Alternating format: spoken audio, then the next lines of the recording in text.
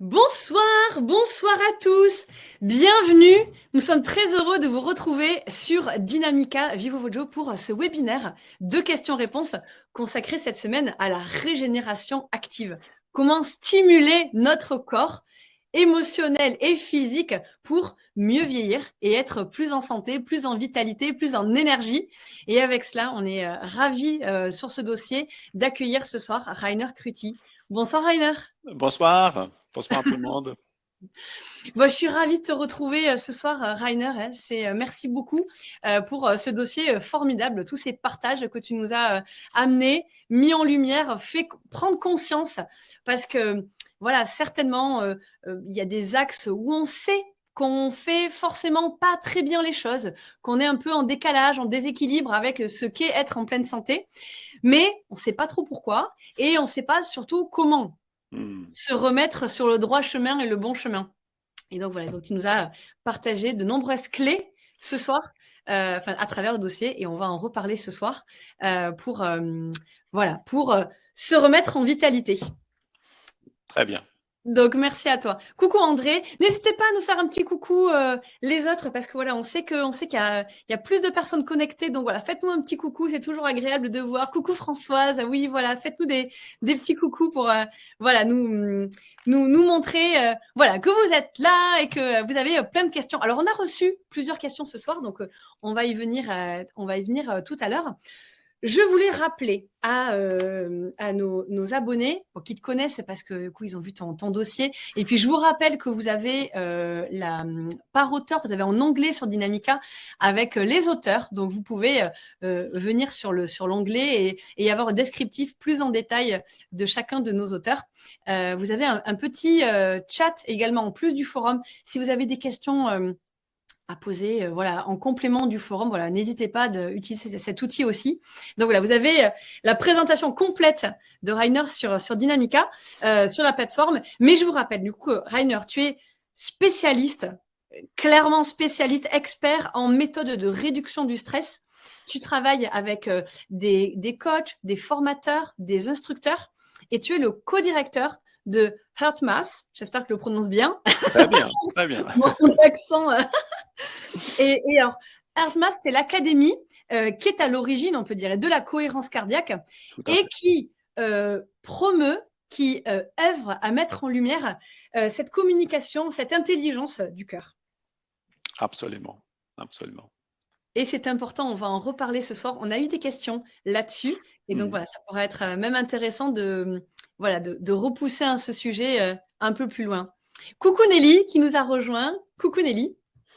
Alors, écoute, je te propose de démarrer tout de suite avec les questions. Donc, on a eu des questions qui sont arrivées sur le forum. Donc, on va commencer avec André. André qui est là d'ailleurs ce soir. Coucou André, ça me fait très plaisir que vous soyez là, André, avec nous ce soir. Donc, André qui te dit « Bonjour Rainer, bonjour Rainer Kruti, bonjour Dynamiqueur. Merci pour ce dossier bien complet. J'ai une question un peu personnelle. Pouvez-vous nous décrire une de vos journées type ? Ce que vous avez mis en place comme rituel, comme habitude pour maintenir un état de cohérence cardiaque dans votre quotidien, et également une journée type dans votre passé un peu stressante, par exemple où vous étiez à la recherche d'un état de cohérence cardiaque. Quel rythme aviez-vous mis en place à ce moment-là ? Merci pour votre réponse. C'est vrai que c'est une bonne question pour visualiser et s'identifier en fait par rapport à ce que nous, on peut faire. Tout à fait.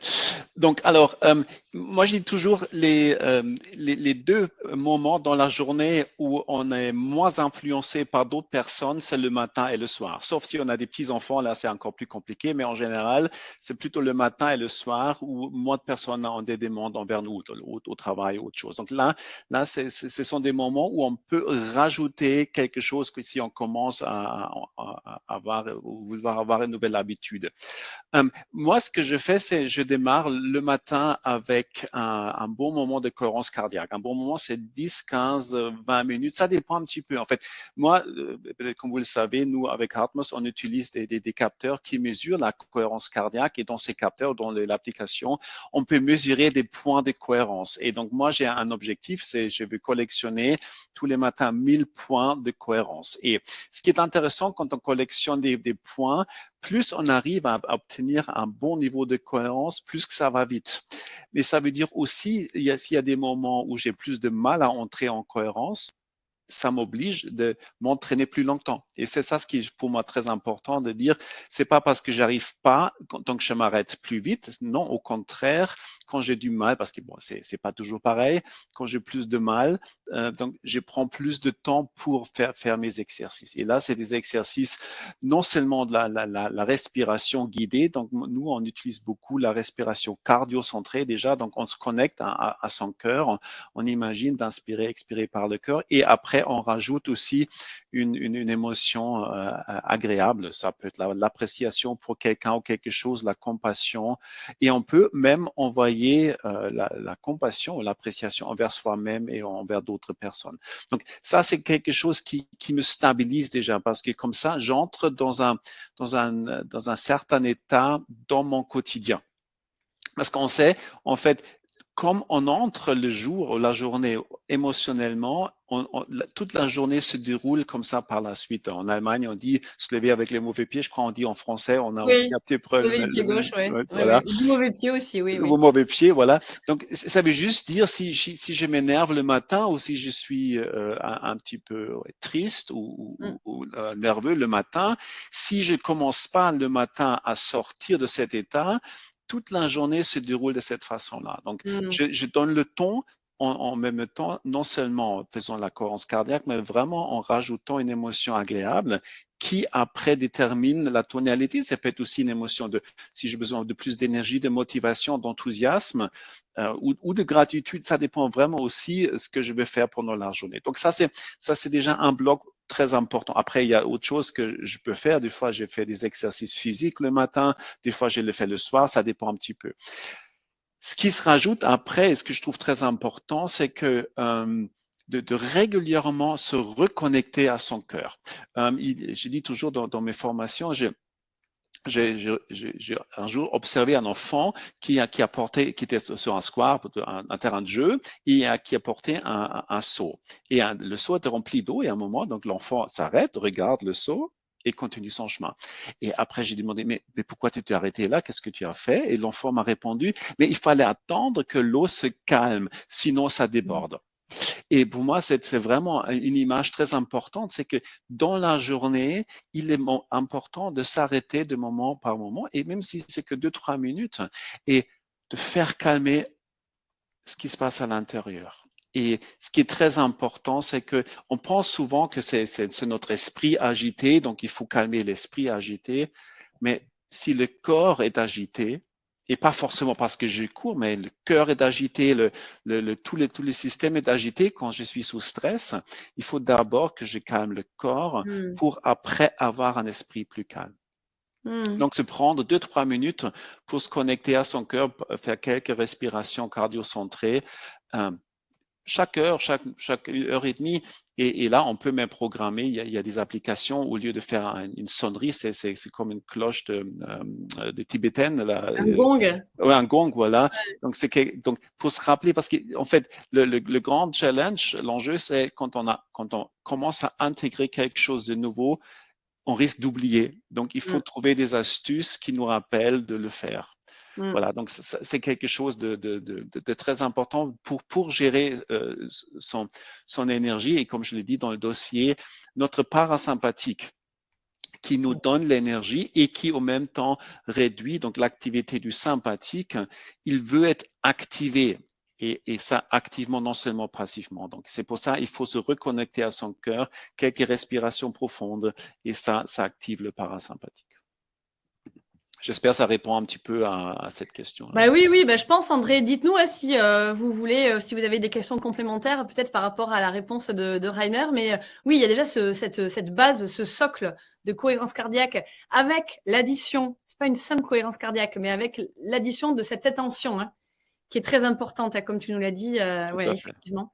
Et puis, pensez à ces cycles que tu as bien exprimés dans le dossier. Je pense qu'on avait tous un peu en tête, et puis on avait eu un dossier sur le sommeil, sur les cycles qu'on peut avoir dans la nuit, les cycles de sommeil. Mais je ne sais pas si tout le monde avait en tête, moi la première, hein, les cycles qu'on peut avoir au cours de la journée. Absolument, ouais. Et ça, Et c'est c'est très important de oui, connaître aussi, hein, vraiment, c'est de prendre le temps, s'observer pendant la journée quand sont les moments où je sens un petit peu de fatigue, où j'ai du mal à me concentrer, et vraiment de prendre le temps de noter un petit peu. Et si on fait ça pendant quelques jours, très vite, on réalise quel est mon chameau pendant la journée. Est-ce qu'il y a quel est quand c'est le moment haut et quand c'est plutôt le bas de mon énergie. oui. Je vous invite, les dynamiqueurs, à noter votre chameau. C'est important, important, mais vraiment pour introduire ces petites respirations que tu nous partageais là, en plus du socle du matin, voilà, rajouter ces petites respirations dans la journée. Donc voilà, notons notre chameau pour voilà mieux se connaître et mieux se régénérer. Hein. C'est quand même l'objet de ce webinaire. Oui, tout à fait. Donc, André te dit que oui, oui, ça correspond tout à fait. Ben, merci pour votre retour entrée. Je salue Joël qui nous a rejoint. Je salue Véronique. Coucou à vous. Alors, Véronique, précisément, qui nous a envoyé des questions également sur le forum. Après, on l'a reçu par mail. Donc, vraiment, je vous invite, hein, si vous êtes parmi nous, alors non, il y a une personne par mail qui ne sera pas là ce soir, à poser vos questions sur le forum. Comme ça en fait profiter tout le monde.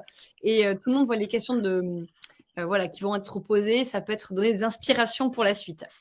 Alors, Véronique, qui te dit bonjour à tous. Merci Rainer Kruti pour cet excellent dossier. J'y ai appris énormément de choses. Il complète merveilleusement bien d'autres dossiers déjà abordés dans Dynamica sur le sommeil, la cohérence cardiaque, le cortisol, la gestion des émotions. Alors là, elle te pose plusieurs questions. Je te propose peut-être de les prendre une par une Oui. pour avoir voilà, pour pas que ça fasse trop d'un coup. Mais voilà, elle pose toujours d'excellentes questions, Véronique, bien détaillées. Donc, elle commence par pourrait-on ajouter, pour une meilleure régénération de notre énergie, de faire attention au pic de glycémie? Il me semble qu'une respiration abdominale active le parasympathique. Est-ce vrai? Donc là, c'est deux choses, hein, je pense, parce que la glycémie, c'est surtout par rapport à la nutrition. Donc là, je suis pas vraiment un spécialiste de la nutrition, mais j'ai pratiqué à un moment cette méthode. Ah, j'ai perdu le nom. Où on séparerait les féculents avec les protéines et la graisse. Ah oui, la Donc, dissociation alimentaire. voilà, c'est ça. Mais après, là, Ouais. je suis vraiment pas spécialiste là-dessus. Mais c'est vrai que quand après un déjeuner, on se sent lourd et fatigué, c'est bien de réfléchir pourquoi c'est le cas. Et souvent, bien sûr, quand on mange des féculents rapides, des sucre ou de la farine blanche, et ça en grande quantité, ça fait un pic d'index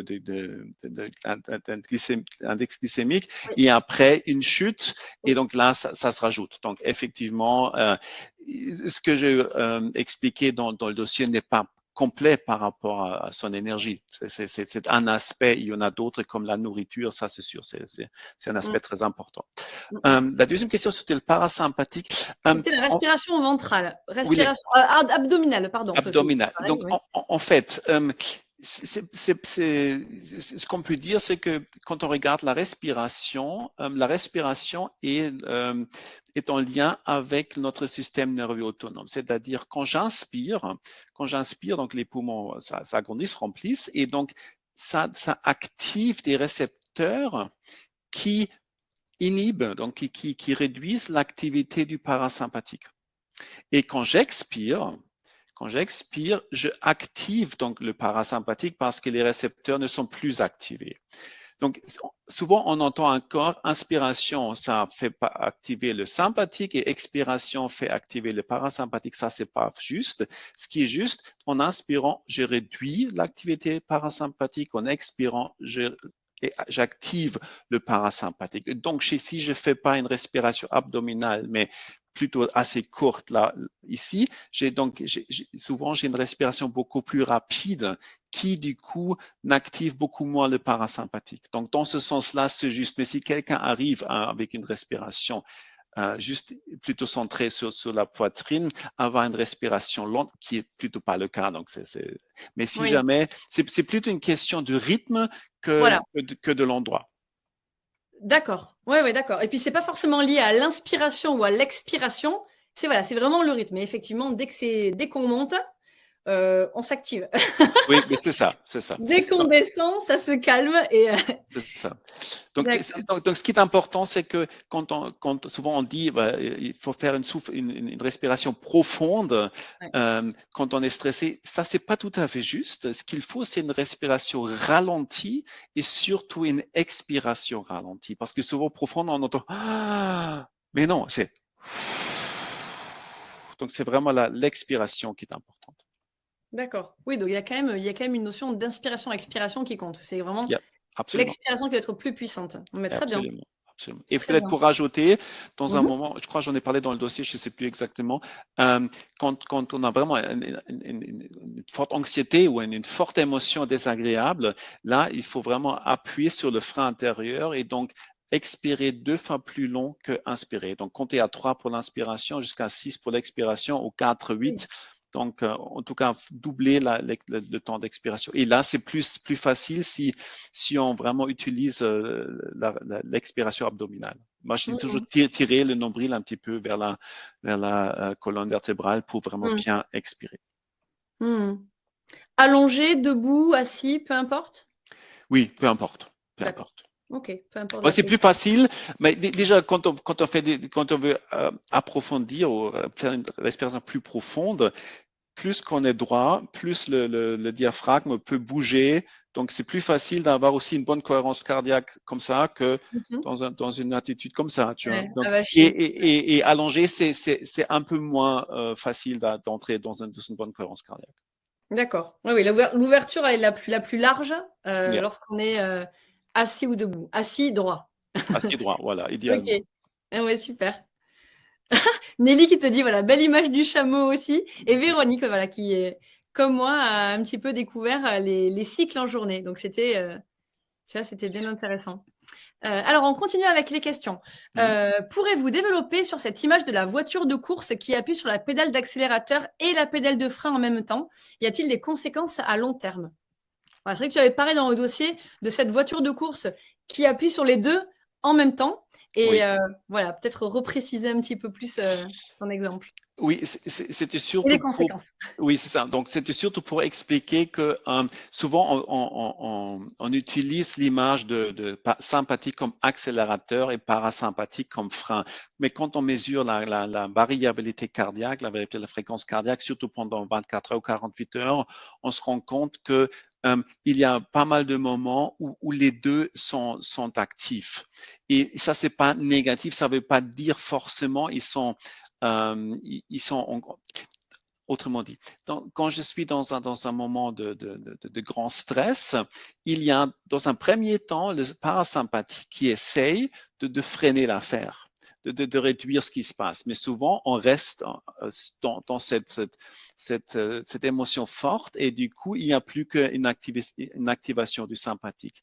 Or, ce qui est important de savoir aussi que le sympathique n'est pas que cette branche du système nerveux autonome qui gère le stress, donc le combat ou de fuir, mais en fait, le sympathique, normalement, aimerait surtout gérer notre activité quotidienne.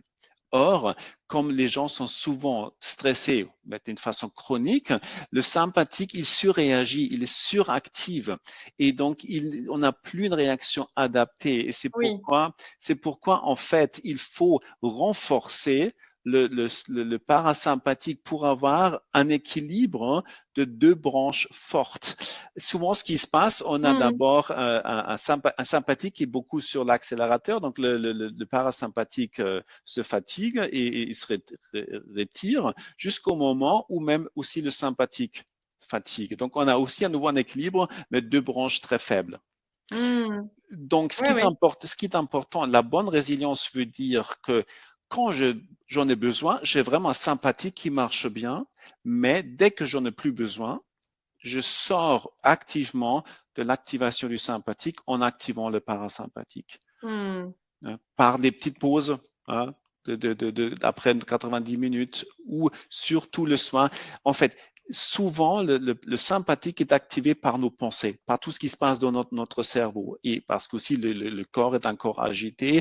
Et donc, quand le soir, je pense encore à une conversation, quand je m'engueulais avec un collègue, Ouais, qu'il y a des ruminations. voilà, des ruminations, c'est ça qu'il faut surtout arrêter.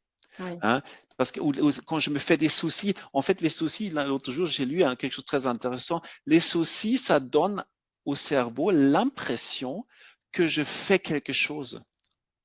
Donc, que je commence Oui. à gérer la situation. Or, je ne fais rien. Mais je juste donne à mon cerveau cette impression. Donc, il faut arrêter ça et sortir de cet état de souci et de vraiment de faire un shift, de changer donc son état émotionnel. Hmm. Oui, oui, non, c'est très intéressant. Parce qu'en plus, quand l'orthosympathique chute, est-ce que ce sont tous ces cas de symptômes d'épuisement physique et psychique qu'on peut appeler peut-être qu'un peu communément les burn-out, mais ou c'est encore une autre étape? Non, bah, pour moi, c'est ça, en fait. Ça, hein, ouais, ouais. Le burn-out, c'est vraiment quand le sympathique est fatigué, il n'y a plus d'adrénaline, donc le surrénal ne produit Oui, plus d'adrénaline, il y a plus de cortisol, production les de autres. cortisol, voilà. Oui, Donc, c'est un épuisement oui, oui. sur tous les niveaux Hmm, et c'est ce qu'on voit dans les mesures de 24 heures, quand le feu de la vie est pratiquement éteint. Oui, c'est ça. hmm. Oui, oui. Ça, c'est dramatique. En fait, Oui, ce qu'il faut, je pense, on peut pas le dire trop souvent. Souvent, on a l'impression que le sympathique, c'est un petit peu le mauvais gars, et le parasympathique, c'est le bon. Il y a tous les livres sur le nerveux qui sortent maintenant, c'est mais vrai. c'est pas tout à fait juste parce que le sympathique, il fait un travail formidable Oui, oui. parce qu'il fait ce qu'il faut. Parce que si on lui dit toujours, mais danger, danger, danger. Donc, il nous permet à fuir ou à se battre. Donc, ce Mhm. qu'il faut changer, c'est donc l'activation du sympathique. Oui. Et voilà. Et donc, pas dire, il est autant important. Roland Oui, McCready, oui. le directeur de recherche de Hartmut, dit toujours, quand le parasympathique est fatigué, ça c'est mauvais, mais quand le sympathique est fatigué, ça c'est pire. Oui.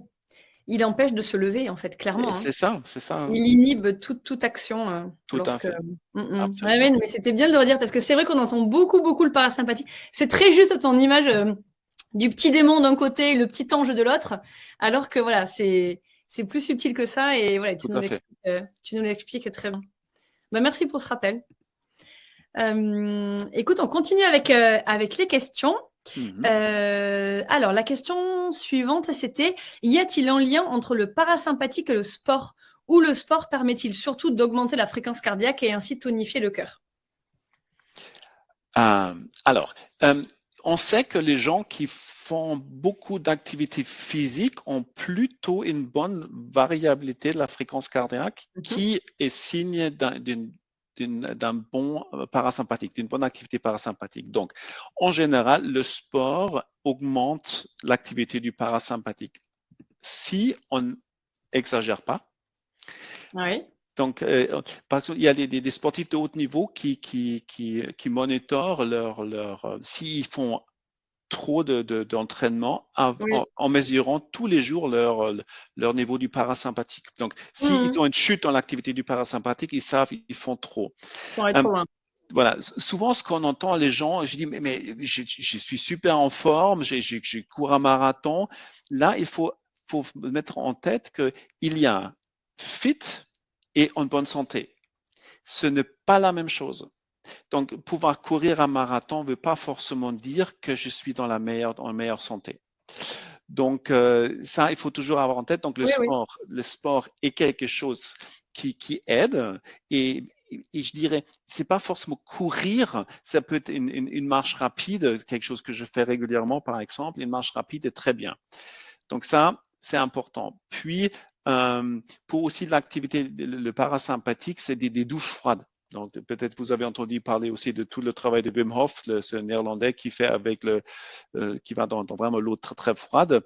Mais une Oui. douche froide, c'est presque contre-intuitif parce qu'on Oui, pense, comme le sport. C'est c'est bien que ça, tu donnes ça un exemple, comme le sport, ouais. oui, mais en fait, c'est la réaction après Oui. qui active le parasympathique. Et Mm, et mm. moi, je dis toujours, je ne sais pas si j'avais eu le temps dans le dossier, euh, je crois que je parlais du sport le soir. Donc, qui dit Oui. sport doit aussi dire régénération. Donc, le sport est d'autant plus effectif si je prends le temps après pour régénérer. Et ce que je trouve très intéressant quand on fait du sport intense, et là, on a tellement d'informations du corps, on a une respiration plus rapide, on transpire, on a tellement de choses à observer dans le corps. Donc, on peut vraiment faire une méditation de pleine conscience juste en écoutant son corps de tout ce qui se passe. Donc, et là, si on met les deux ensemble, là, c'est très, très bien. Là, on régénère. Là, la régénération est active. Absolument. Absolument. Non, mais très bien. Merci pour ces exemples parce que c'est vrai que voilà, ça peut être un peu contre-intuitif. Donc, c'était bien de nous réexpliquer. Et on continue avec la dernière question de Véronique. Quel matériel ou formation de cohérence cardiaque conseillez-vous pour un thérapeute? Alors, moi, je suis un petit peu, comment dire, j'ai le biais je travaille pour Hartmut, avec Hartmut, donc je conseille forcément nos produits. Donc, nous, on a Mais qui est une aussi, référence en cohérence ouais, cardiaque, c'est oui, cette c'est ça. académie qui a Tout à créé Tout à voilà, fait, la voilà, cohérence voilà. C'est cardiaque. pour ça, nous, on a aussi bien des capteurs pour des personnes particulières, donc qu'on branche sur le smartphone, et on a un outil qui s'appelle MVF Pro Plus, qui est vraiment l'outil qu'utilisent nos thérapeutes, nos coachs, parce qu'on peut mesurer donc la cohérence de différentes personnes. Donc, on peut créer des comptes dans le logiciel, et on forme aussi des thérapeutes qui utilisent vraiment la méthode Hartmut, qui est donc la cohérence cardiaque, et on rajoute beaucoup de cette connexion au cœur et la gestion des émotions. Parce que ce qui est très important, c'est ce qu'on oublie souvent, c'est de prendre conscience de tous nos schémas de réaction émotionnelle. Souvent des schémas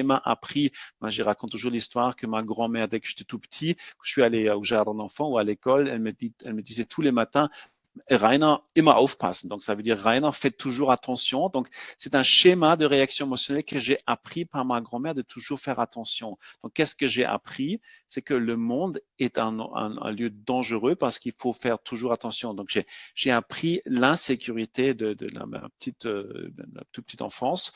Et donc, ce sont des schémas de réaction, et de prendre conscience de ça. Et on collabore étroitement avec les collègues de Hartmut Benelux, et on a un site francophone dans Hartmut Benelux, mais on peut aussi aller sur hartmuteurope.com, et là on trouve toutes les informations sur les formations pour des thérapeutes, des coachs, etc. Mais je pense on est nombreux à avoir une grand-mère qui est peut-être la cousine de ta grand-mère, mais fais attention, c'est Oui, dangereux. c'est Oui, ça. oui. Ouais, Et se construire dans l'insécurité, c'est ça. oui, oui, je crois que c'est assez C'est courant. ça. Donc, Et ça partait d'une très bonne intention, bien mais sûr, au même bien temps, sûr. ça crée des schémas qui sont pas très sains. Mm, mm. Oui, oui, oui. Et voilà, qu'il faut déconstruire un peu, détricoter en grandissant Absolument, c'est ça. pour essayer de pas reproduire.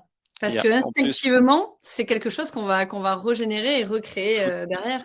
tout Mais à fait, tout à fait. mm. Et juste pour ouvrir la parenthèse, pareil avec euh, quand un enfant se fait mal, il pleure, on a tendance à dire mais c'est pas grave, c'est rien, pour le consoler. Or, je crois que ce qui est très important, d'apprendre aux enfants de vraiment prendre conscience de leurs émotions et de les admettre. Oui, ça fait mal, tu t'es vraiment fait mal, et donc les confirmer dans ce qu'ils ressentent, Mm. parce que c'est vraiment, on a beaucoup oublié à prendre conscience de nos émotions. Et ça, il faut vraiment inverser cette tendance. Mm. Ouais, ouais, c'est vrai. Merci. Merci pour ce nouvel exemple qui parlera à beaucoup, je pense. Nelly qui nous dit: «La cohérence cardiaque est devenue un réflexe à force de vous écouter. Quand j'ai un souci, je me dis qu'il y a toujours une issue heureuse». Tiens, une graine semée. Bah, merci pour votre témoignage. Oui, super, oui, tout à fait. En fait, c'est ça. Moi aussi, ce que j'ai réalisé quand j'ai commencé à travailler avec Hartmut, c'est me dire, mais en fait, c'est moi qui est responsable de mon vécu émotionnel. Et en fait, la mauvaise façade de la médaille, c'est je ne peux plus dire c'est à cause des autres que je suis en colère ou triste. Bien sûr, il peut avoir un acte pas très agréable d'une autre personne, mais en même temps, il y a toujours cette interprétation en moi et le choix de comment je réagis émotionnellement. Et ça, je peux changer. Donc, je ne suis pas victime de mon vécu émotionnel. Oui, oui, tu nous fais changer de paire de lunettes. Donc, merci, merci pour ça. Et Véronique qui te remercie également pour tes réponses. Alors, on continue avec les messages qu'on a reçus par mail. Alors voilà, je vous les redis, et vraiment essayer de mettre les... On répond évidemment aux questions par mail, mais essayer de les poser sur le forum, c'est toujours plus agréable de vous lire à cet endroit-là pour que tout le monde en profite. Alors on a Françoise qui t'a envoyé un message. Bonjour Rainer, Mathilde et tous les dynamiqueurs. Merci pour dossier. J'ai pris un immense plaisir à le regarder et le re-regarder. J'aime beaucoup tout le travail de l'Institut Earthmas. Vous me le faites prononcer très souvent. J'espère vraiment que... Vous parlez, Rainer, dans le dossier de la cohérence cardiaque. Le cœur entre alors en communication avec le cerveau. Pourriez-vous nous parler plus en détail de cet axe de communication? En fait, déjà, le nerf vague, c'est le nerf qui est le plus grand communicant entre le cerveau et le corps. Et quand on coupe le nerf vague en deux, on regarde de plus près, on voit qu'il y a des fibres qui montent les informations et les fibres qui descendent les informations. Des fibres nerveuses ou nerf vague ne peuvent jamais communiquer dans les deux sens. Et donc, il y a plus de 80% des fibres dans le nerf vague qui sont des fibres qui montent, donc ascendant. Et donc, déjà ça parle d'une communication beaucoup plus forte entre le corps et le cerveau que le sens inverse. Il y a bien sûr des informations qui viennent du système digestif, hein, on le sait bien. C'est pour ça qu'il faut toujours regarder les microbiomes quand quelqu'un est en dépression. Il faut aussi regarder ça. Tous les organes, on voit des informations, mais le cœur et tout le système de circulation cardiovasculaire, tous les systèmes cardiovasculaires, on voit la plupart des informations. Et en fait, les informations que le cœur envoie au cerveau sont très importantes pour le cerveau parce que ces informations arrivent à des endroits qui sont d'un côté nécessaires pour la façon dans laquelle, comme on réfléchit, comme on pense, donc le thalamus qui reçoit les informations et l'amygdale, une partie du système limbique, le système émotionnel, reçoit aussi les informations du cœur. Et donc le thalamus, quand le thalamus reçoit incohérence par le cœur comme information, il n'est pas en mesure de synchroniser l'activité du cortex. Donc, en fait, le thalamus, il synchronise l'activité du cortex, ce qui permet qu'on a une pensée claire. Or, si le thalamus reçoit donc incohérence, des informations très incohérentes du cœur, il n'est plus en mesure de gérer ou de bien synchroniser l'activité du cortex. On connaît tout ça. Dans un examen, tout d'un coup, on ne sait plus rien, on a tout oublié. Hein? Et après, on sort de l'examen et dit ah zut ça et ça. Ou quand on a une argumentation avec quelqu'un et on cherche des arguments et il n'y a rien qui vient. Et on sort de cet argument et après ah ça j'aurais pu dire encore ça. Et donc ça c'est des moments où ce qu'on appelle l'inhibition corticale parce qu'en fait c'est le signal du cœur inhibe l'activité donc du thalamus. Or, si on va dans une cohérence cardiaque dans cet état, donc les signaux qui montent sont complètement différents et qui permettent donc au thalamus de bien gérer et de bien synchroniser l'activité du cortex. Et du coup, j'ai une pensée plus claire, je suis plus créatif, je trouve des solutions à mes problèmes. Parce qu'on dit le stress nous rend bêtes. Et donc, si je sors du stress, et non seulement par là, mais par le cœur, je redeviens plus intelligent. Et encore une fois, seulement dans un corps et un cœur calme, on peut avoir une pensée claire et calme. Et donc l'amygdale, la partie du cerveau émotionnel, est notre système, notre centrale d'alarme. Et quand l'amygdale reçoit comme du cœur incohérence comme signal, elle renforce la réaction de stress. Donc, Ah, souvent, quand on a une réaction de stress ou d'anxiété, c'est pas de 0 à 100, mais ça monte. Hein. C'est vraiment, c'est de pire en pire. Et c'est parce qu'il y a en fait, c'est ce qu'on appelle feedback loop. Donc, ça, j'ai du mal à traduire en français. Donc, en fait, l'information descend, et ben, elle remonte et elle est renforcée, elle redescend. Donc, c'est vraiment, c'est des débats et vient. oui. Par contre, si je sors de cet état incohérent dans un état de cohérence, l'amygdale reçoit cette information du cœur comme sécurité. Et l'amygdale cherche toujours la sécurité. Dès que je suis en insécurité, l'amygdale active la réaction de stress. C'est pour ça, ma grand-mère fait toujours attention, ça veut dire insécurité, donc c'est le stress chronique. Et donc, entrer dans un état de cohérence nous donne intérieurement cette information de sécurité. Donc, l'amygdale peut arrêter d'activer la réaction de stress. Donc, c'est pas supprimer le stress, ce n'est pas contrôler, parce que contrôler veut dire c'est là et je le gère, c'est vraiment éteindre le robinet de stress. Oui, oui. Donc ça c'est des facettes très importantes. En fait, Karl Pribram c'était un des neuroscientifiques, Neuroscientifique? néo-scientifique de la première, du début, dans les années 60-70, et il disait déjà à ce moment-là, notre cerveau est un système de détection de schémas. Donc, les schémas veut dire toutes les informations que le corps nous envoie au cerveau, ça arrive dans différents schémas et le cerveau est là pour déchiffrer Ouais. voilà, ces schémas et réagir en fonction. Donc, sans notre corps, le cerveau ne fait rien.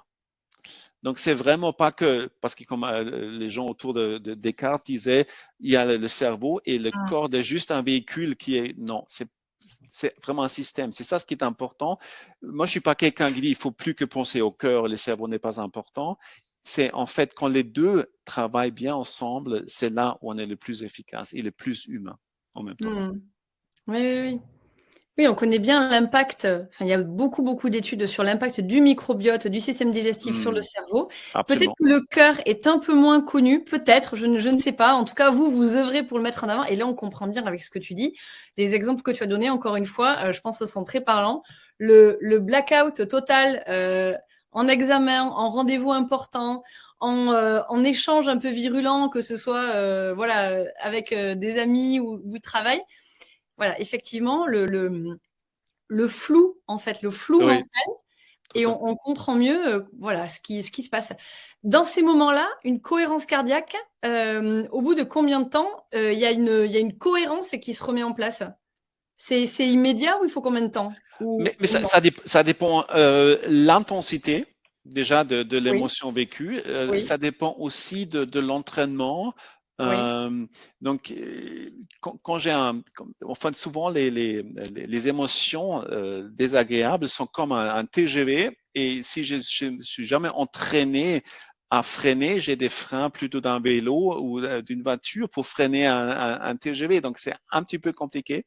C'est D'accord, pour ça, c'est très clair. ce qui est vraiment important, c'est que de connaître ces marqueurs somatiques. Antonio Damasio, il parle des marqueurs somatiques. Les marqueurs somatiques, c'est en fait c'est l'endroit dans le corps où je sens le plus une certaine émotion. Donc la colère, pour moi en tout cas, la colère, elle est dans le ventre, pour moi. Mhm. Et donc, moi, j'ai dû apprendre, parce que ça, c'est vraiment quelque chose, j'ai eu longtemps du mal aussi à gérer. Donc, j'ai dû apprendre de bien connaître ce marqueur somatique. Et quand je sentais que ça démarre, donc la colère démarre, c'est là où je peux encore freiner. Par contre, si j'ai loupé ou si j'ai à ce moment-là décidé de ne pas freiner et la colère va vraiment, le TGV colère, il va à 300 à l'heure, là, c'est tellement fort que je n'ai même Mm. plus envie de réduire, de sortir de cette émotion. Donc, c'est pour Mm. ça que c'est important de savoir quand est-ce que ça démarre, parce qu'au début, c'est plus facile à freiner. Et même préparer, nous, on dit toujours, ce qui est très important, quand je sais il peut y avoir une situation difficile, que je me prépare déjà intérieurement avant cette situation pour déjà entrer autrement dans ce qui se passe. On a on avait aussi ça sur en tout cas sur Bibouda. Je ne sais pas si c'est sur la page de Vivo Vojo aussi déjà. Il y a un projet des collègues de Hartmut du Pays-Bas avec des policiers, plus de 30 000 policiers qui ont appris à utiliser la méthode Hartmut. Et donc, on a une vidéo avec des sous-titres aussi en français. Et en fait, eux aussi utilisent quand ils sont dans la voiture vers un événement, vers un accident ou vers peu importe ce qui se passe, dans la voiture, ils se préparent intérieurement pour réagir d'une façon plus adaptée. Oui, d'où l'importance de s'entraîner, encore une fois, on comprend bien. C'est ça, absolument. Oui, c'est pas avoir conscience de l'outil et le faire lorsqu'on en a besoin, c'est vraiment l'introduire et en faire une routine au quotidien pour être plus à même et plus apte à répondre lorsque ça sera vraiment, vraiment nécessaire. Non, exact. C'est ça. On peut très bien comparer ça avec des sportifs. Hein. Bien sûr, ils s'entraînent, mais ils s'entraînent pour être capables dans le match d'être performants. Donc, il faut l'un et l'autre. Si je fais que des matchs, je ne vais pas vraiment réussir. Et si je m'entraîne seulement, non plus. Donc, il faut les deux. Oui. Et ces signes somatiques dont tu parlais, tu peux nous en donner peut-être quelques-uns pour que peut-être que chacun essaie d'appréhender et peut-être de reconnaître. Donc tu parlais de la peur dans le ventre, ça je pense que voilà, on l'a bien, une angoisse, la boule dans l'estomac là où on ne peut plus rien avaler, ou parfois peut-être chez d'autres, il y a peut-être un peu de boulimie parfois qui se met en place à manger les émotions. Tout à fait. Est-ce que tu aurais peut-être, je sais pas, je te prends un peu à froid là, mais des exemples pour qu'on puisse peut-être éclairer des petites lumières? Mais peut-être pour élargir un petit peu, Damasio, il différencie émotion et sentiment de la façon suivante. Il dit une émotion, c'est une réaction physique. Donc, si on prend on prend l'anxiété ou la peur, hein, qu'est-ce qui se passe? Donc, j'ai la respiration rapide, j'ai le cœur qui bat plus vite, j'ai la tension artérielle qui monte, je suis très tendu dans le corps, j'ai des mains humides, j'ai la bouche sèche, je transpire. Donc, tout ça se passe dans le corps. Et mon visage montre aussi que j'ai peur. Donc, le sentiment, selon Damasio, dit c'est la prise de conscience de ce qui se passe dans le corps. Or, on dit c'est très désagréable, on prend pas conscience que la tension artérielle monte de 12,8 à 18,12 par exemple, mais on se rend compte à quel point c'est désagréable. Donc le sentiment, c'est ce que je ressens de ce qui se passe dans le corps. D'accord. Si en prenant l'exemple de si je suis amoureux, quand le sentiment d'être amoureux, je ne sens pas la personne en face ou mon amante, parfois oui, mais quand je pense à la personne, je peux sentir beaucoup, mais c'est pas la personne que je sens. Ce que je sens, c'est ce qui se passe dans le corps. Donc, de vraiment prendre conscience de comment je sais que je suis en colère, comment je sais que là, c'est l'anxiété, comment je sais que je me fais des soucis, comment je sais là, j'ai la gratitude. Bien sûr, il y a des pensées qui vont avec, mais il y a des réactions physiques. Et donc, dès qu'on se dit, là, j'ai cette émotion, égale sentiment, donc là, de vraiment observer, mais qu'est-ce qui se passe là et où est-ce que je sens ma gratitude, l'état amoureux, l'anxiété le plus fort dans le corps. C'est comme ça qu'il faut observer et ça peut être très varié entre les différentes personnes. Bien que la langue nous parle, bien sûr. En allemand, on dit ça Angst im Nacken, donc l'anxiété dans la nuque. Je ne sais pas si ça se traduit ça comme ça en français. Pas à ma connaissance, mais bon, peut-être que je la connais pas. Si vous connaissez une expression sur une tension. Donc, on peut un petit peu observer la langue, hein, parce que souvent la langue parle où se trouvent les différentes émotions. Oui, mais ça me vient pas, mais il y en a des expressions aussi. Oui. Ça va venir. Si vous en avez qui arrivent, n'hésitez pas à nous les partager. Oui, il y en a. On va les trouver. Donc voilà, on comprend d'autant plus l'importance de mieux se connaître. Hein. Enfin, absolument. On le redit sur Dynamica et YoJo. Apprendre à se connaître, c'est être plus performant avec nous-mêmes et mieux se gérer. Et on comprend une nouvelle fois l'importance avec les exemples que tu nous partages là. Véronique qui nous dit la cohérence cardiaque est vraiment un outil précieux. J'ai remarqué une détente avant de danser en public. Cool. Oui. Mais Ouais, là tout aussi, à une fait. petite anxiété, Ah, voilà. le track, oui, c'est Le sûr, c'est trac, connu, ben oui, hein, oui. c'est connu, hein. Mmh. Ouais. Et là, en s'entraînant, logiquement, cette anxiété devrait être mieux gérable avec le temps, en fait. Tout à fait. Et en même temps, danser devant un public, ou même moi, pour cette question-réponse ce soir, il y a toujours une petite nervosité. Et je la trouve importante aussi. Oui. Parce que ça montre que c'est important et je ne veux pas faire n'importe quoi. Et donc, ça me permet aussi à focaliser. Il faut juste que ce soit pas trop. Il Oui, faut juste que ça permet à bien être là, à être bien présent et à prendre au sérieux ce qu'on fait. Donc, et mmh. ça, on peut gérer beaucoup avec la cohérence cardiaque. Oui. Oui. Ben, merci pour tous ces exemples. Tu nous mets plein de graines là, ce soir. Où tu réarroses certaines graines qu'on avait, Oui, mais c'est qu'on avait ça, un hein. peu mis de côté, en Tout fait. à Donc, fait. Oui, souvent c'est ça. Hein. Faut juste un peu. Oui, faut se rappeler. Il faut se rappeler ouais. et au fur, voilà. Donc, merci pour ça. Véronique te dit il y a l'envie. Bah oui, l'envie toujours, et donc cette qui est liée à, voilà, aux émotions qu'on peut Mm. ressentir. Là, on est sur l'émotion parce que il y a la sensation physique qui est là. Donc là, de danser en public, on est dans l'émotionnel. Yeah. J'ai bien compris ce que tu as dit. Nickel. Écoute, je te propose de continuer avec une question de Charles qui nous a laissé par mail. Donc voilà, Charles, on vous salue si vous êtes parmi nous ou si vous nous écoutez en replay plus tard. Alors, Charles te dit, un thérapeute m'avait fait pratiquer la méthode Heart Lock-in. Mhm. Il m'avait parlé d'une augmentation de 100% de la DHEA. Êtes-vous en accord avec cela? La conseilleriez-vous quotidiennement? Alors, peut-être avant de répondre, est-ce que tu pourrais, pour les personnes qui sont parmi nous ce soir ou qui nous écouteront en replay et qui peut-être ne connaissent pas ce qu'est la méthode Heart Locking, nous Mhm. expliquer un petit peu ce que c'est, en quoi elle consiste, s'il te plaît. Alors, donc la technique Heart Lock-in, c'est une technique qui consiste à 3 étapes. La première étape, c'est donc la respiration cardio-centrée, ce qui est toujours le début de tous les exercices HeartMath, c'est vraiment se connecter à son cœur et de faire une respiration cardio-centrée. Peut-être pour ceux qui sont pas trop informés sur ce que c'est la respiration cardio-centrée, quand on parle de cardio, centré sur le cœur, l'idée n'est pas de bloquer la respiration dans la poitrine.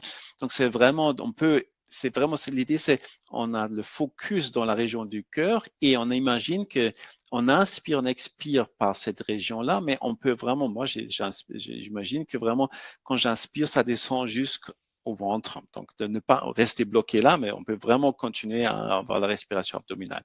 Et puis, on active une émotion comme l'appréciation, la compassion ou la bienveillance. Et la particularité de cette technique de Heart Lock-in, c'est on commence à envoyer cette émotion à soi-même. Donc, moi, je vers moi-même.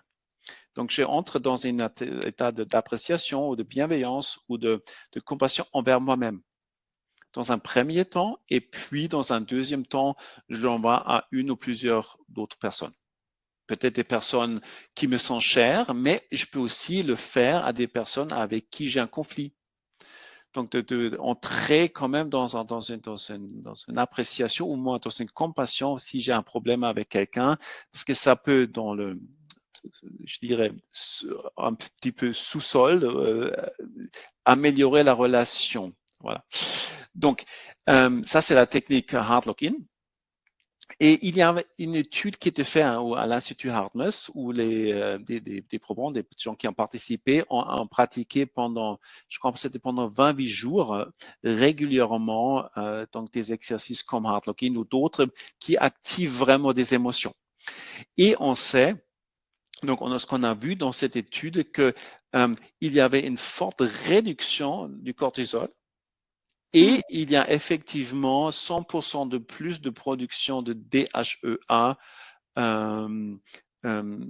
au bout de 28 jours. Et ça s'explique parce qu'en fait, aussi bien le cortisol que le DHEA ont le même précurseur. Le hormone précurseur des deux, c'est le prégnénolone. Oui, la Et prénisolone, oui. prégnénolone, voilà. Et d'ailleurs, prégnénolone est aussi précurseur pour tous les hormones stéroïdes comme le testostérone. C'est pour ça, quand on est très stressé, le corps dit, OK, on est stressé, du coup, il faut mettre tout le prégnénolone pour une production de cortisol. Donc, on produit plus de cortisol. Qu'est-ce qui se passe? Il manque prégnénolone pour testostérone et pour DHEA. Oui, Et donc, on a forcément un déséquilibre. oui, Et ce déséquilibre entre le cortisol DHEA est à la base de beaucoup de maladies chroniques.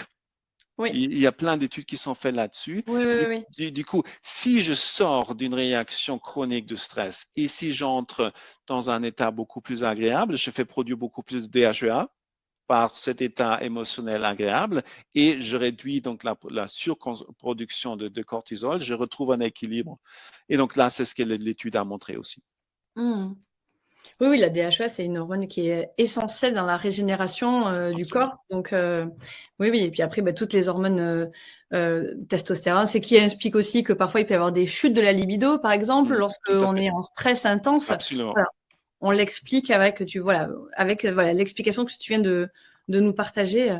Oui, oui, d'accord. Et alors, du coup, toi qui as l'expérience avec cette technique-là, est-ce qu'elle est facile à démarrer pour un débutant, quelqu'un qui pratique pas forcément régulièrement la cohérence cardiaque? Est-ce que c'est bien de commencer par cette technique-là tout de suite? Ou est-ce qu'on fait par étapes? Parce que là, il y a vraiment une intention. Il y a peut-être une concentration supérieure en le faisant. Je sais Mhm. pas. Oui, oui, oui, tout à fait. Donc, dans nos formations ou dans le transformer l'anxiété qu'on propose sur Vivo vos jours ou dans nos coachings, c'est pas la première technique. Hein. Il faut on commence toujours avec les respirations cardio-centrées, puis une deuxième technique où on rajoute une émotion comme la gratitude ou autre chose. Et c'est plus tard qu'on apprend aussi donc à envoyer ça envers soi-même, ce qui est beaucoup plus difficile pour la plupart des gens de Mm, s'envoyer à soi-même qu'à envoyer à d'autres personnes. mm, Donc, elle vient plutôt plus tard dans le cursus. mm. D'accord. Non, mais c'est intéressant, merci beaucoup. Oui, je le rappelle, et vous le savez, les dynamiqueurs, que vous avez 40% sur l'ensemble des formations de nos auteurs sur Vivo Vojo, Bibouda. Donc voilà, n'hésitez pas à regarder. Vous avez accès aux formations de Rainer. Et du dossier de la semaine, en bas de le dossier de la régénération, tout en bas de la page, vous avez les bandeaux pour accéder directement aux formations que Rainer propose. Et si vous voulez aller plus loin pour creuser encore un peu plus voilà, ce que tu nous partages ce soir et les bienfaits de tous les outils dont tu es l'expert. On continue. Alors, on arrive au terme de ce webinaire avec la dernière question de Laetitia qui peut nous parler aussi lorsqu'on a eu des vies un peu stressantes ou peut-être si on y est toujours. Alors, Laetitia, elle n'est pas avec nous ce soir, elle nous le dit, mais donc on lui fait un coucou et voilà, elle regardera le webinaire, le replay, et elle aura la réponse à sa question lors du replay. Alors, Laetitia te dit bonjour à tous, merci pour ce riche dossier. J'ai pris connaissance de nombreux points qui me mettent en déséquilibre. J'ai un rythme très intense des journées remplies de 6h30 à minuit. Entrepreneuse, mère d'enfants de 8 ans et 10 ans, je sais que j'ai un rythme qui me fait vieillir trop vite, mais honnêtement, je ne sais pas par quoi commencer. Quel serait pour vous le premier pas à faire, le plus efficace, entre guillemets? Voilà, elle nous dit qu'elle ne pourra pas assister au webinaire, mais elle te remercie pour l'éveil de conscience. Et voilà, je pense que, alors, peut-être pas des journées comme Laetitia, parce qu'effectivement, du 6h30 minuit, c'est très intense. Mais voilà, je pense que parmi nous, il y a certainement des personnes avec des rythmes très Mhm. soutenus Mhm. et où on ne voit pas forcément l'espace où mettre ces outils-là, bien qu'on ait en tête l'importance de le faire. Donc voilà, c'est vrai que c'est une bonne question. Un premier pas à faire, un premier pied, tu nous dirais quoi? Mhm. Bon, j'espère qu'on peut dire ça. Moi, je dis toujours, il faut être un petit peu cochon de truffe. Euh, Alors, tu donc, as plein d'expressions ce soir. Alors, oui, oui. oui, mais un cochon de trucs qui cherche, donc c'est les trucs. Être exigeant? Non, non, pas du tout, pas Non? du tout. Non, Ah, pas du tout. ce que je veux dire par là, c'est que dans notre quotidien, il y a des moments où on n'a pas besoin de toute notre attention. Donc, ça peut être, j'attends dans un fil pour acheter quelque chose. Ça peut être un feu rouge si je roule en voiture. Ça peut être dans le métro ou dans un train. Ça peut être, je remplis une machine à laver la vaisselle ou une machine à laver le linge ou je vide ça. Donc, c'est des activités qu'on fait et souvent, on pense à autre chose pendant ces temps-là. Et donc, utiliser ces moments. Donc, vraiment faire un inventaire parce que pour moi, c'est des moments très précieux. On peut les utiliser, c'est des cadeaux que le quotidien nous donne et on peut utiliser ces moments-là où, en faisant ce qu'on fait, en parallèle de pratiquer la respiration cardiocentrée. Et c'est faisable parce qu'on pense à autre chose.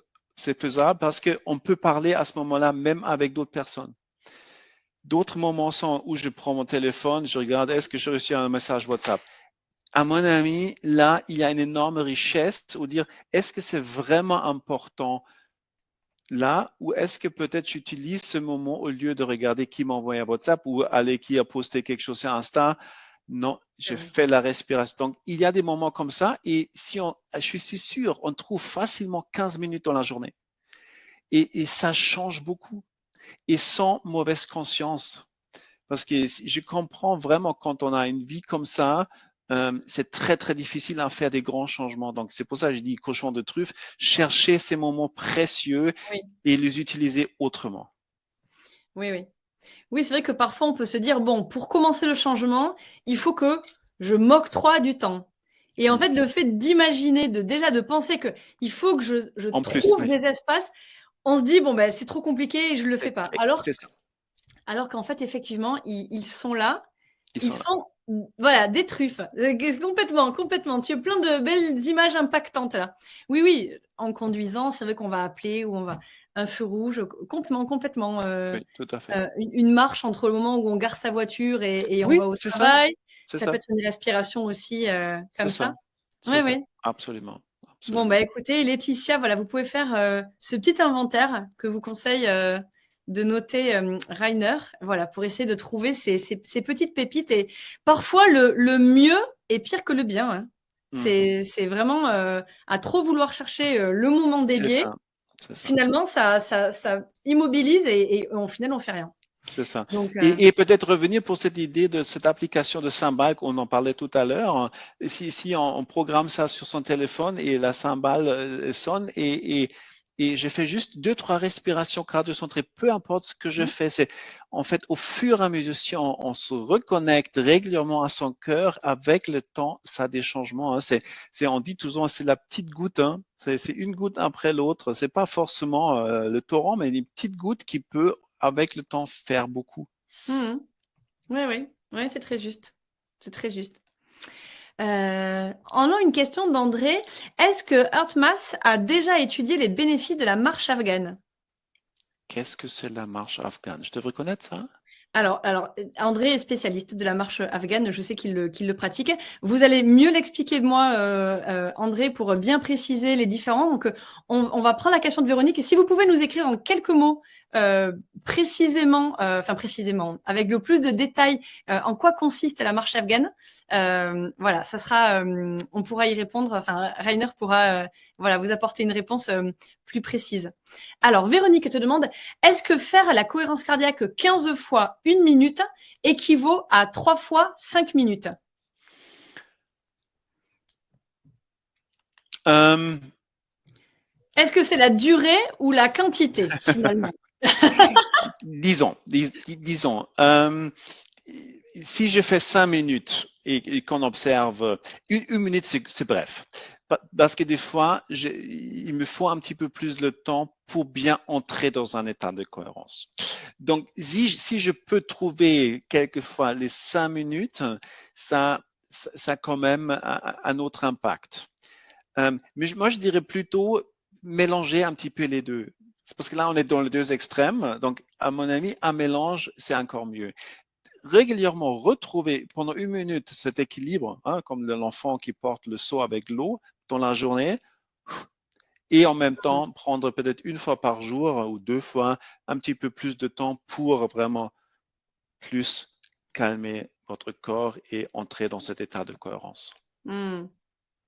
D'accord, donc un petit mix des deux. Yeah. On va rentrer. Alors André qui précise, c'est une marche centrée sur un rythme de respiration régulière. OK. OK. Et marcher au rythme des respirations. Mhm. Mais voilà, je pense qu'il y a un petit truc. Donc, en fait, moi, je suis pratiquement sûr que Hartlos n'a pas étudié ça parce qu'ils étudient surtout comment la méthode qu'eux, ils ont développée, quel a l'impact sur la cohérence cardiaque. Or, je suis certain, quand on synchronise encore une fois les mouvements, la respiration, et ça a un impact positif, ça va faire plus de cohérence. Pour moi, c'est clair, c'est évident.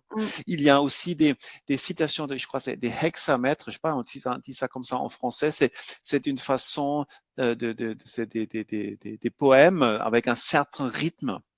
Ah, Et ça aussi, parce qu'en fait, qu'est-ce qui se passe si on fait ça? On a une respiration qui est plus régulière, donc ça fait plus entrer dans un rythme ou dans une cohérence cardiaque. Donc tout ce qui synchronise, tout ce qui rythme est très important. oui, André nous précise, et ça je l'ignorais, qu'on retrouve un état de cohérence cardiaque en marchant, Oui, avec ça la marche m'étonne pas également. du tout. Ça m'étonne pas du tout.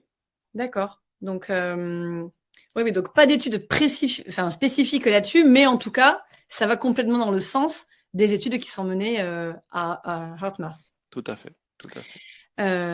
Ouais, Nelly qui nous dit remplacer le bus par de la marche, un temps précieux pour nous. C'est vrai, Ça ce sont aussi, voilà un autre petit outil. tout à Merci fait. pour le partage.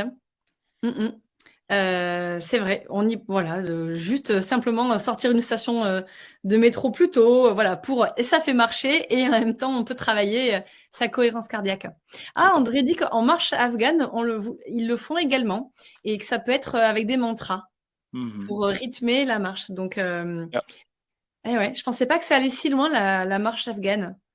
Bah, merci André pour ces compléments. André qui a toujours plein d'astuces et qui nous fait découvrir toujours plein de choses.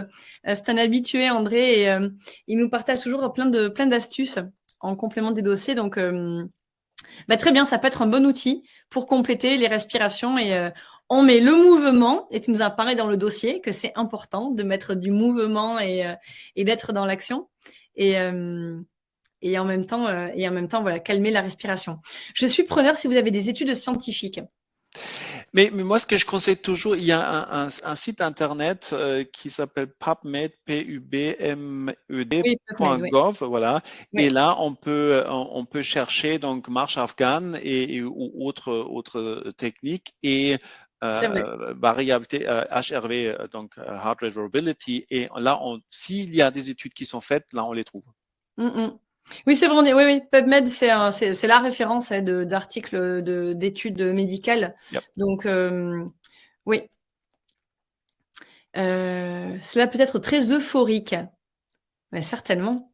Mais tu nous as expliqué, Rainer, que le côté intense permet également de réguler le parasympathique. Donc voilà, cette euphorie-là ressentie et manifestement l'équilibre entre les deux, entre les deux systèmes. Hein. L'équilibre. Parce que Tout à l'euphorie, fait. c'est une espèce de joie comme ça, d'excitation, mais assez saine. Donc Tout à fait. la marche afghane procure ça. Mais merci beaucoup, André. Ouais, très bien. On va aller peut-être un peu tous creuser un peu plus pour voir voilà, en quoi cela consiste. Écoute, merci beaucoup, Rainer. Hein. C'était formidable d'avoir ces compléments d'informations, compléments du dossier déjà très riche en fait. Et il était tellement complet. Tu nous disais déjà plein de choses dans ce dossier. Peut-être, écoute, selon ton planning, que tu pourrais revenir pour nous parler vraiment de la Mhm. communication cœur-cerveau, Oui, parce que avec tu nous as plaisir. déjà un peu défleuré le sujet ce soir, mais c'est tellement passionnant. Et puis voilà, c'est le cœur de vos recherches, enfin, C'est ça. entre autres avec la cohérence cardiaque, mais c'est quand Mhm. même très fort cette connexion et elle est peut-être pas suffisamment connue en fait. Voilà, c'est vraiment cette connexion cœur-cerveau. De plus en plus, on parle du système digestif, on le dit tout à l'heure, mais le cœur est tellement puissant Mhm. dans ces Absolument. échanges, comme tu nous l'as dit. Donc, on serait ravis, en tout cas, ravis de te retrouver sur un dossier tel que celui-ci. Avec plaisir.